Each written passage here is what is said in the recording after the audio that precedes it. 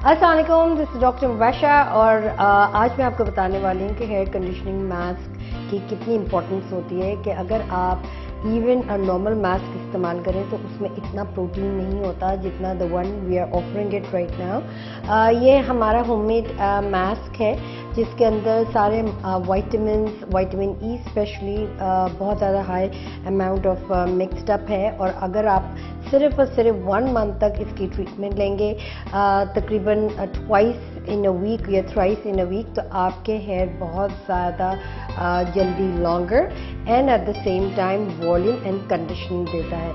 So I hope you will follow this up and order it as soon as possible. Take care.